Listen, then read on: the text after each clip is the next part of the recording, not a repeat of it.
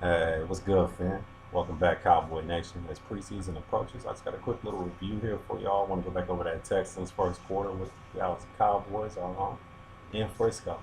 So, started off. First thing we were looking at in this video, we looking at the run play coming from Houston, Texas, the way they were moving the ball.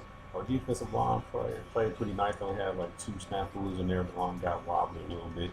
And towards the end zone, actually, I seen, who was it? One of our linemen, I think it was Urban.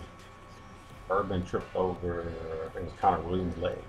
And that allowed for them to squeeze in there. And then because of that gap, Gregory pushed over his man. They kind of like looked like they just kind of like crumpled in to get the tackle, but it was more so just to avoid, they got vacuumed into it, sucked them right up into it. That's what happened there. But yeah, our edges were doing real good coming off the edge. They couldn't get around to the ball because if you look, one of these plays I highlighted, Randy Gregory, I think it was the first play of the series. He took literally like 3 seconds to get to Tyrod Taylor. Tyrod Taylor had that ball going out of here. 3 seconds, yo. That's fast. Most quarterbacks take like 4, 6 seconds. 7, the ball should be gone. Anything over that, you should be rolling out that pocket. LVE stepped up in his pocket here clean because our line was eat. That's what it's about. When your line eat, everybody behind that look good and make everybody's job a lot easier. And the thing about this game that people didn't realize in the concept last year, they were just trying to play two linebackers. They could have stepped some other dudes down. It's supposed to be a flex, as to where the linemen can step up. They can act like they can rush. They could, you know, as long as they're in their proper pocket for the gap integrity to fill in that hole as that void is made. That's what it's about. And the top of the coverage, the deep 2, 3 people, 4, whatever they got back there, they can flex down depending on if it's a run or a pass play. And then they got 1 or 2 receivers on the outside, outside of them hashes or on them numbers. Then you can squeeze down like midfield. Tighter they are, the more you want to come in, but you still want to hold them in. You see how they flexing like the nickel package. That's when you should have your bigger guys out there. You should put more linebackers on the field, some thumpers, especially if they don't have a lot of receivers out there. There's only like 1, 2 main receivers, maybe a slower tight end. Bring Jabril Cox out there. Let him cover that tight end who might split. You know, Javon Curse. Let him hit somebody. For the backup. Just got people to do this. Parson. He can move all around that line. He can run people, catch people. Lee Carson. I like him. I like seeing him move around the line. I think that's where he's best. I think he's very good in coverage, excellent in coverage, actually. And of course, you know, towards the last play of this game is the proof of concept play that I had, right? So I was like, why don't we use our tight ends more like fullback since they don't want to necessarily keep fullback? The last fullback we had was like Oluzal, whatever dude name was. Y'all know what his name was, yeah. I was done share with me. Y'all know what his name was. But anyway, I think they should have them a split role, just like you got wide receivers and cornerbacks playing on second special teams and stuff like that. They're doing kickoffs, punt returns, and they're doing all those moves. Why not toughen these dudes up and have a tight end? Play some fullback position so you get some lineman blocking experience, moving blocking experience.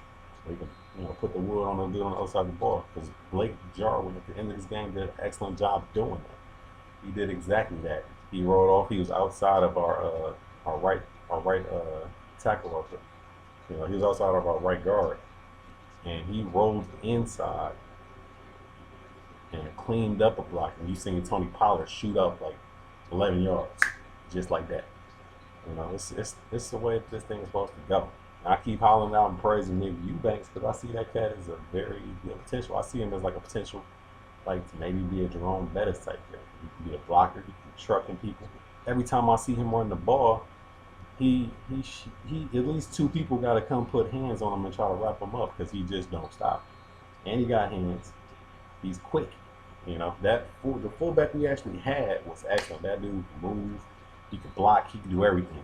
I know why they put that dude on IR because they want to hold him. And that brings me back to what happened in the news recently with all these injuries and sick players. It's unfortunate. D. Wilson is. I think they did that so you can avoid the controversy of maybe seeing KZ play or something like that. I don't know if KZ, if he got to the man-made flu and all that, or what, but we're gonna see it. Hopefully they turn this thing around real quick because we definitely need these dudes out here, putting in work. Parsons, you're doing an excellent job. Our coverage is doing a great job. Me personally, I do like Canada. I think he could potentially do that, maybe a one or two cornerback position. But I like his height to be in the middle. I think he's excellent there because he has the speed, he has the know-how, he has the seniority to know how to move in that sticky situations. He does very well at it. And I think you should let him, run in front of that. Let him run in front of that, and let the young dudes run it back. You got Diggs putting in work, and you see how much he's cleaned up over the year. Over years' time, he look a lot more sharp. And I think he's going to do good things this year. So I think he continues to develop and have excellent ball ability as well as stick him. So he's all over the hip.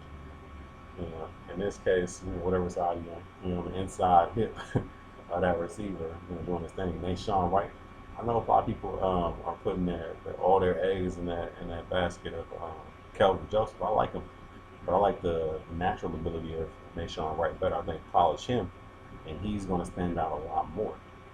Calvin Joseph is going to be a hard worker. He's definitely get things done because he has the coverage ability. But anybody can slip, and that's when natural ability is going to give you that edge. Your arm a little bit longer, your leg a little bit longer, you got a little bit more hop to you. That's going to give you a lot more flexibility to make a mistake.